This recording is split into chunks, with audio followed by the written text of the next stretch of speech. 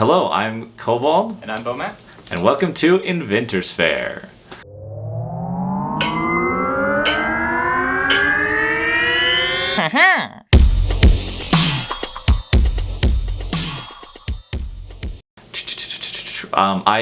That original video clip got stolen with my laptop, so I'm gonna have to pull it off of a previous episode and then insert it into this episode. All right, it's been a while since we've recorded. A lot has happened. I'm in a new place. You're in a new place. You've been a lot of places between that place and this place. I'm sort of back in the same spot, even though I've been a lot of places in between.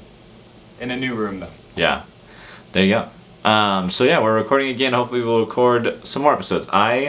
Back when we recorded our last few episodes, my laptop got stolen and I lost those episodes, and I was also very, very slow about editing them. So hopefully there'll be some more in the second half of this year. So if you stole his laptop and you find those episodes, we don't need the laptop, but we do need the episodes. So if you'll just send those to us, that'd be great. That'd be great. There were some good episodes on there. I don't remember all of the topics we covered, but I think we did our 5-color ones on there, and that was really fun.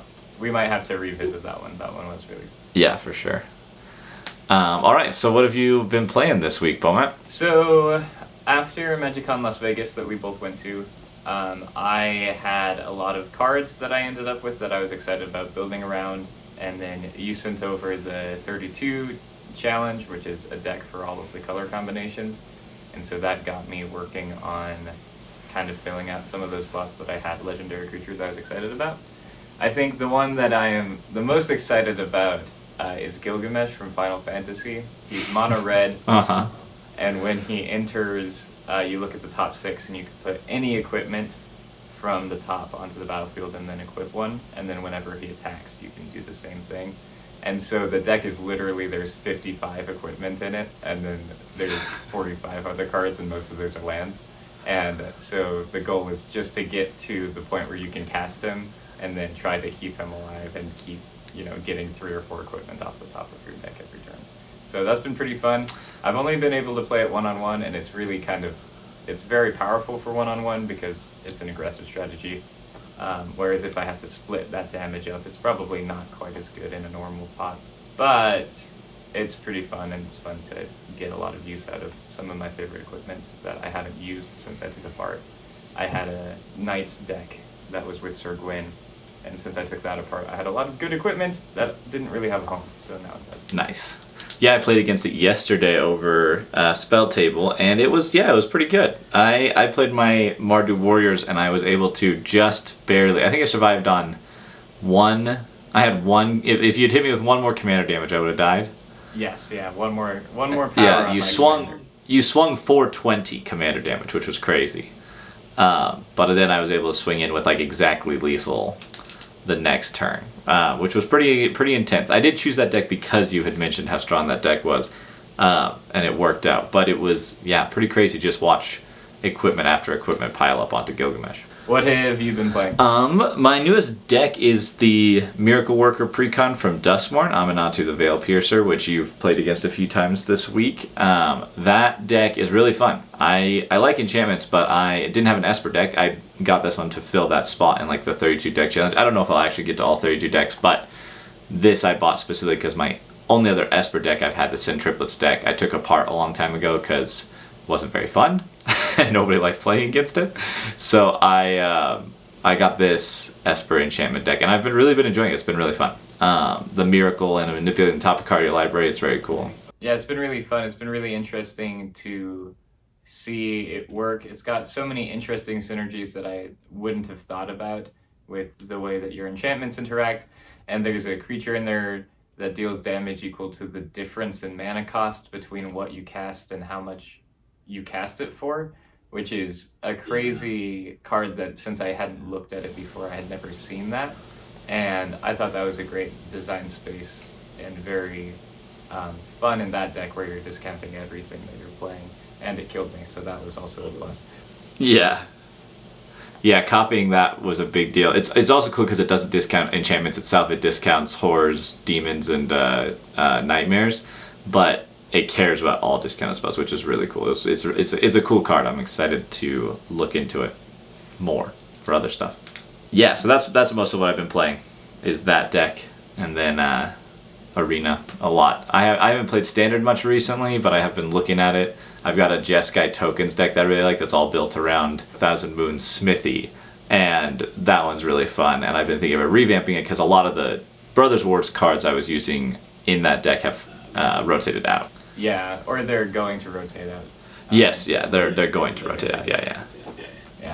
I've been playing Standard on Arena. I've been playing a Naya Reanimator deck that's based around the Saga creatures from Final Fantasy. It's pretty fun. It is good, but not incredible. So I've been able to climb with it, but it's been pretty slow going, and there are definitely some decks in the meta that do outstrip it pretty good. But I enjoy it a lot. It's pretty fun. It has a lot of cool interactions between like removing counters from sagas and getting them back from the graveyard, and I really enjoy that kind of thing. So it's been fun to play some Standard. I haven't played any Standard in probably a couple years before diving back in recently. Cool. All right, so what our topic for today's design space, because that's what we do on this show, is that we design mostly legendary creatures. That's basically the idea, right? It's always, more or less, it's legendary creatures. They've changed the rules in Commander, or they're changing the rules with Commander, with Edge of Eternity, so that basically anything with a text block on the front, or a power and toughness block on the front, that can become a creature and is legendary, can be your commander. I think is how they're wording it, to leave space open for other things. But basically vehicles, legendary vehicles can be your commander. Any legendary vehicle. Doesn't have to be one that says can be your commander, which I think there was only one. I think Shurikai was the only one previously that said it could be your commander. As far as I know, I think that's correct. There might be others, but... Yeah. But, so now, any legendary vehicle can be your commander. I actually have previously designed a legendary vehicle that could be your commander on the show for our Ravnica episode. I designed a Boros battle station that could be your commander, which was kind of fun. So you can go check that out if you want to see my take on a vehicle that can be your commander, because this episode I'm doing something a little different. Yeah, the brief was basically we wanted to play with either the crew mechanic or the saddle up mechanic, because we really liked the saddle up mechanic from Thunder Junction also. And they're similar in some of the ways they interact with your creatures. And so we said anything that was kind of in that space was kind of what we were... Yeah, exactly. Mounts and vehicles is kind of the theme. So, what have you brought to the table today, Bomat? All right, so bear with me here for a second. So, when we first talked about this, like I suggested this topic, and I was like, yeah, that'd be fun with the rules change. We should do that. And then my mind went immediately blank of any ideas that would be relevant to the topic I suggested.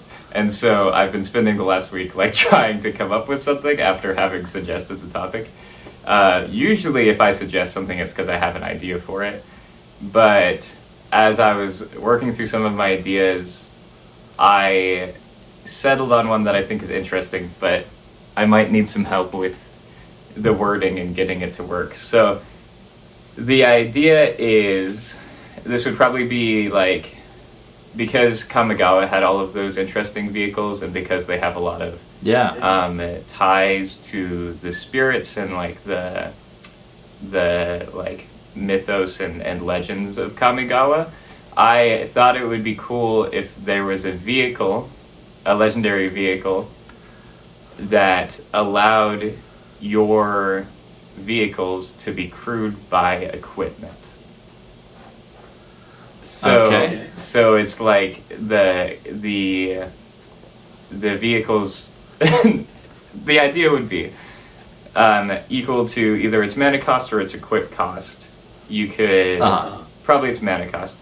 You could tap it to crew a vehicle, and then you would attach that equipment to the vehicle. And there would probably be a limitation of only being able to use one per, because otherwise you just crew it with all of your equipment and you just have one mega super mech.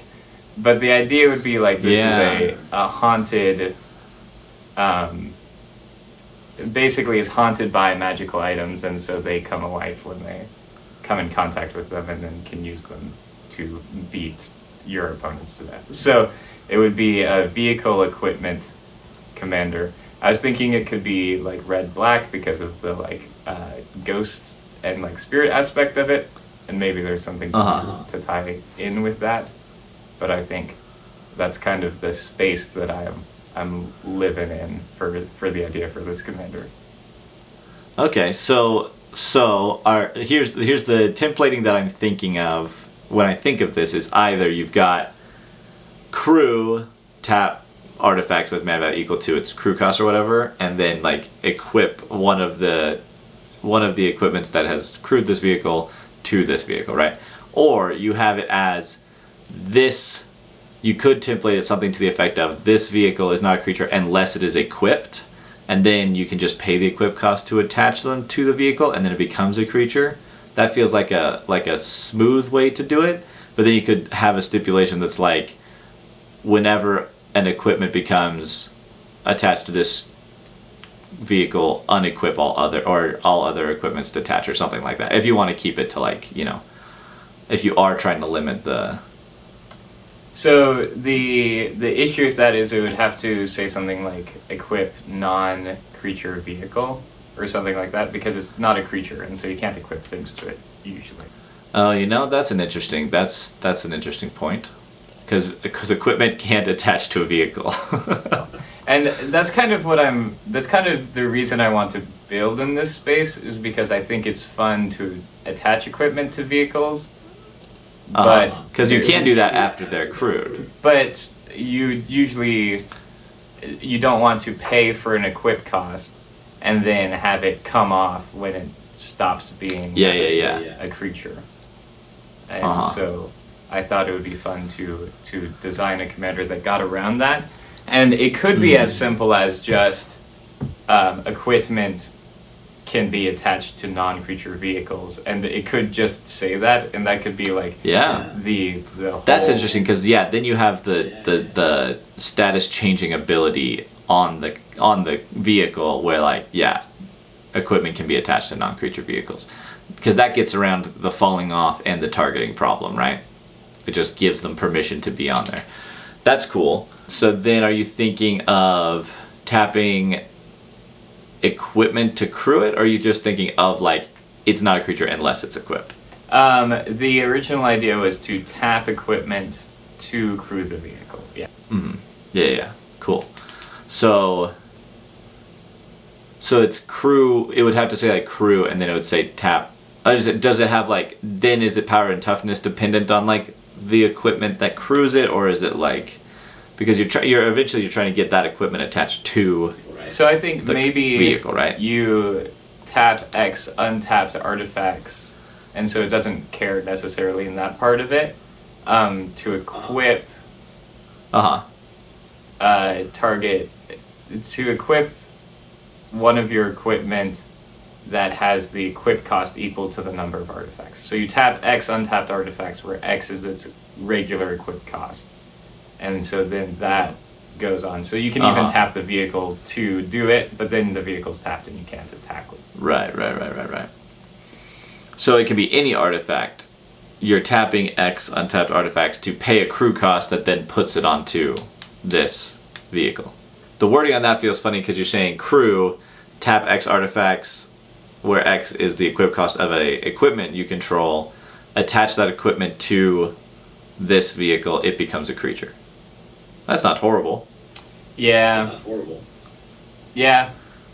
The problem with this card I'm discovering now as we talk about it is how much text has to be on it, because then there's a third stipulation, which is that equipped vehicles have to become creatures, and that has to be put on the card. Yeah, also. so you'd need yeah, you're right, 3 pieces of text. You'd need equipment can be attached to non-creature vehicles. You'd need equipped vehicles are creatures, and you'd need the tap or the crew cost. I think there's a way to format that that's decent though, and those are cool abilities. So what it could be instead is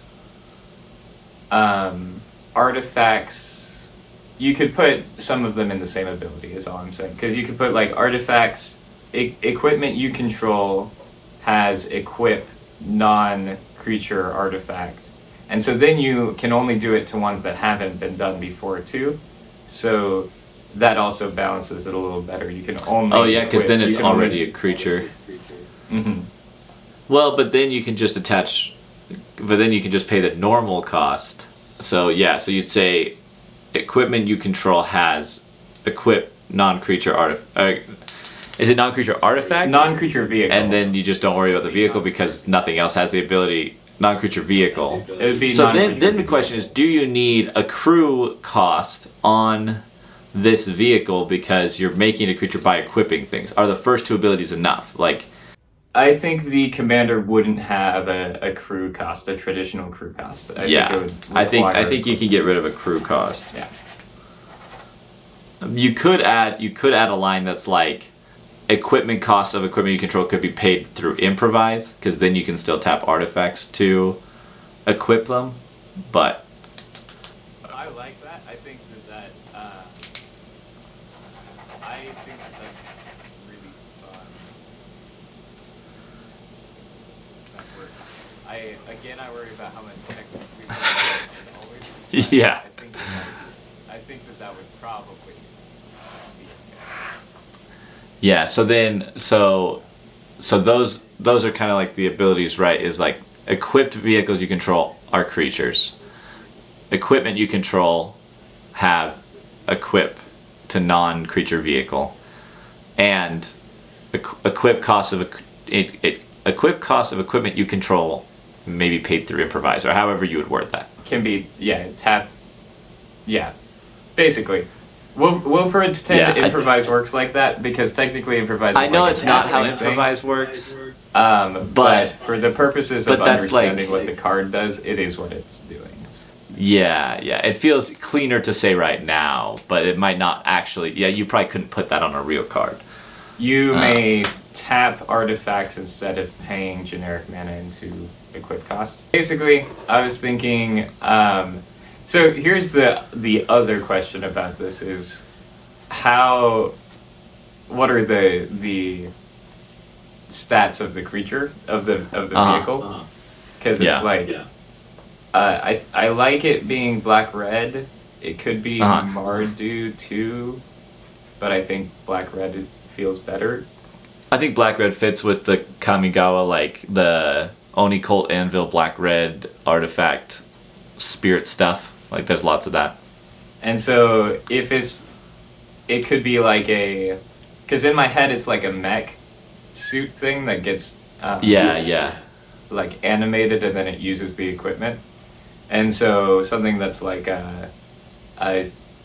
maybe it's 2 black-red or 3 black-red for the mana cost, and then is like a 5/4 with menace, or something like that.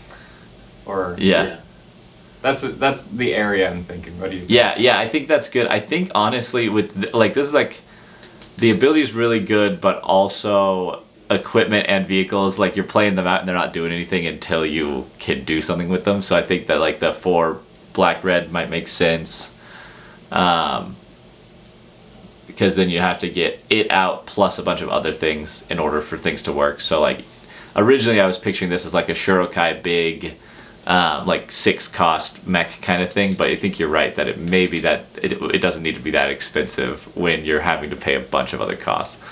Yeah, I think it could, because the worst case scenario for this deck, if you build around it, is that you have like 15 equipment and 12 vehicles and not your commander. And can't do anything. That is a pretty bad case scenario. And so it could even be like 1 black-red and be a 4/4 with menace. And I think that since it's not a creature, when it comes down, it doesn't do anything. That's true. It doesn't do anything. I think. But then you do have things like a quarter shield that equip for 0. True. That but again, you have to have that on the board. I guess it does equip for 0. It costs 0 and then it equips for 1. But yeah. So I think But you had to have that, yeah. for the purposes I of kind of this- like that. I like a vehicle with kind of high power and toughness that costs less than that because you have to be able to crew it. Yeah. I kind of like that space. Yeah. So because of all of the stipulations, let's call it 1 black red for 4/4 with menace. The last part of this is usually we give the cards a name, and I haven't thought about names very much, but I think having it be like so and so's like assault. Assault suit is a card. It's already a So I don't card, want to use yeah. that. Yeah, but I will come up with a name for it, and you'll see it in the video. But essentially, the idea is that this was like a hero's like mech that they used, and then like they died or whatever, and it got left behind, and now like it's using haunted equipment to like keep going and keep fighting. So Nice. Cool. All right. I told you it was a bit of a weird one this time. Yeah. So, that's definitely, I think, the most outlandish idea because it plays with like the actual rules of the card type. But For sure, yeah. I definitely am excited about that idea. Yeah. So yeah. that's my idea. What are you working with? What was your idea when we talked about this? Mine, I will say, is probably a lot more straightforward, which might be good for the recording time on this episode. I had this idea of steed, horse, mount, horsemanship, and that's basically what I ran with. So in Thunder Junction, we got some horses and some steeds, but there's no horsemanship. We haven't seen horsemanship since the March of Machine precon with Sidar Jabari, where there's a knight in that precon that gives all your knights horsemanship. That's the last time we see horsemanship. That was years ago. Before that, it'd been even longer. So my idea is I was thinking maybe red and white, maybe just white. Red and white's fun because of like you can build more horses into it because of like Shadowfax and Calamity, and then there's like the white horses from Amonkhet that are really good. So there's like probably red white for the sake of kindred continuity, but horsemanship seems to be a blue mechanic. I mean, it's on everything, but the two cards that give other things horsemanship are both blue. But this feels more white to me in modern Magic. Both of those cards are. I mean, one is the new knight, one is an old card, old legendary creature that gives all of your creatures horsemanship. So here's the basic notes I have. Legendary horse, legendary creature, horse. I put horse advisor because of what it's doing, but I love that. It should be a horse advisor, right? So for now, I've been calling it Omaha because I've always thought that was a good name for a horse. So Omaha can attack as if it had haste if it's saddled, and then it has saddle for 1 because anybody can ride this horse. And whenever a creature saddles Omaha, you may pay a cost of some kind. And if you do, put a horsemanship counter on that creature. So, this horse teaches people how to ride horses. So this is like the horse they use to teach everybody how to ride horses. That's really funny. Also, I love the idea of it being named Omaha because that implies that there is some crossover between the Magic multiverse and our universe, and also one of the only things that made it over is the word Omaha. It's like Wizard of Oz. Yeah. So I love that. Honestly, I love pretty much all of this. I think putting horsemanship counters on creatures is really fun, especially with how many. There seems to just be printed more and more things you can do with counters, and Totally, I think that's a fun interaction. I think the giving horsemanship is obviously powerful.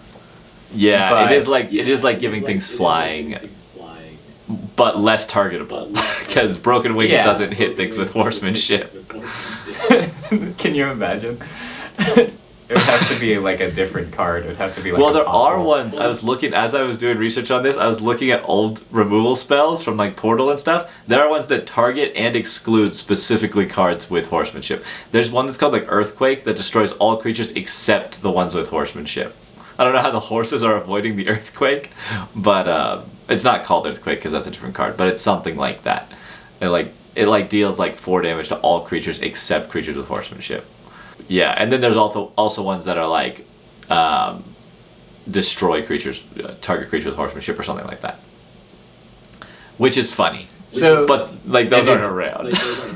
no, yeah, I can't tell you the last time I saw something in an actual game of Magic that had anything to do with horsemanship. So Yeah, I think it's fun. I think it becomes something where your play group will end up adjusting to that, and as long as everyone's okay with that, then that's fine. I think it's powerful, but not to the point of being exclusive to the... yeah, Plus, there's always just removal. If you exactly. get mad, you can And then the just- counters are gone off the creature.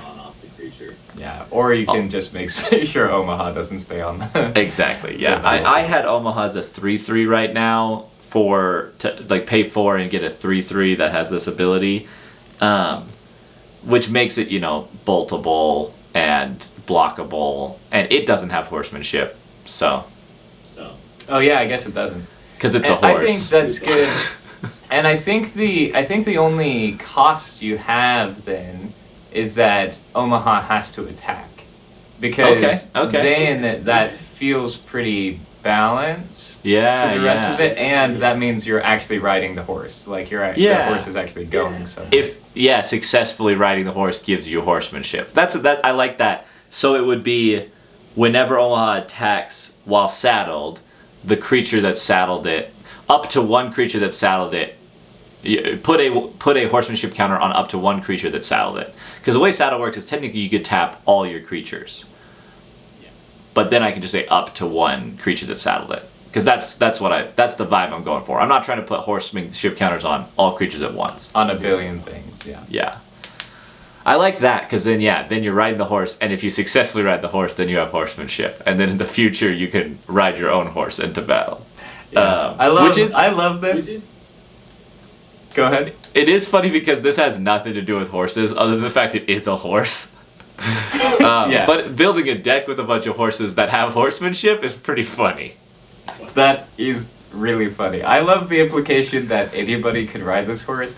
It goes beyond beyond novices. It goes to like Emrakul. Yes, literally, like, Emrakul on a horse was what I was picturing. when I was pitching this, when I was thinking of this myself, I was like, well, anything. I was like, should I limit it to like? But I was like, you can't limit anything to like humanoids in Magic. That's weird. Yeah. Like mutate says non-human, so you can mutate onto elves. But so it's just I was like, well, there shouldn't be a stipulation. Anybody can ride this horse.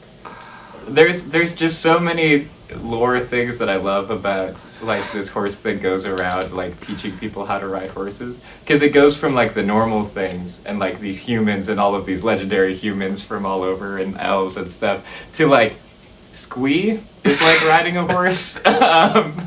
I have also been picturing like Toxrill on a horse, like a slug. Yeah. Yeah, and like all of these hydras and like oozes and like The Parhelion 2 riding a horse. riding a horse. So I love this. I think it's super fun. And then some of it builds like other decks where you're trying to attack with your commander, where you try to build it a little bit evasively, but then you try to give whatever your flavor of creature is, whether it's like you like attack triggers or you like big creatures, and you try to give those things horsemanship to like. I think that's pretty fun. I think I can imagine a deck that would be a lot of fun. Yeah. Yeah, totally. So yeah, I like that. So then, just to recap this, basically it would be like I have Omaha Steed Exemplar because he's teaching people. Perfect. Absolutely. 2 white red legendary horse advisor. Omaha can attack as if it had haste if saddled. Saddle for 1. Whenever Omaha attacks while saddled, put a horsemanship counter on up to one creature that saddled it. It's a 3/3. Did you say the mana cost? I said 2 white-red, so it'd be 4 mana. I think that's fine. I also think that 1 white-red would be fine. I mean, I like one Either red. way. 3 mana commanders are great. And yeah. But then, yeah. Because I think it's kind of the same thing I'm- as in other cases. Like, you need something else to give it haste, and also That's true. if you're playing it on turn 3, the thing you're giving horsemanship probably isn't that good. It's probably a Bomat courier is what it is. You've given a Bomat courier horsemanship, which is actually the most powerful thing you can do in Magic the Gathering. Yeah, that's true. So, That's true. actually, never mind. Bomat courier. You might want to change it to 3 white-red, because that's pretty crazy. I do think that, you could give like your Ragavan horsemanship on turn 3, which is, not great. But Yeah, then as it's not long as- attacking for a turn because it has to saddle. Yeah. But also, we don't play Ragavan, Yeah, so. and everybody kills Ragavan anyway, so killing him because he That's has true. horsemanship If isn't Ragavan's gonna alive change long enough that. to ride this horse, maybe that's their problem. Yeah. That is funny. There is a bunch of little problem creatures that now I'm imagining riding horses. Just like a Bomat courier on a horse is also funny. Like, he's just Yeah. hanging on. But either way, somewhere around there with the mana cost, I think is fine. I think horsemanship is powerful, so I understand doing 2 white-red. But yeah, I love that idea. Though. Yeah. That is a lot of fun. When you kind of vaguely brought up what you were doing, I did not think it was this, and this is great. It's really funny. Yeah, I'm a fan of this idea, so it'll be fun to put the cards together and see them. I think that's it for today. If you want more content like this, you can find us on YouTube. I'm at Traveling Tempest. This channel is under 100 EDH or Kobold Coffers. We do all sorts of Magic content. We do this podcast. Hopefully we'll be doing a lot more of this podcast. We also do a lot of shorter form content. Kobold does a lot of deck reviews and deck showcases that are super fun. So if you want to check those out, subscribe, like, and share us all over the place. All right. Thank you very much, and we'll see you next time. See ya.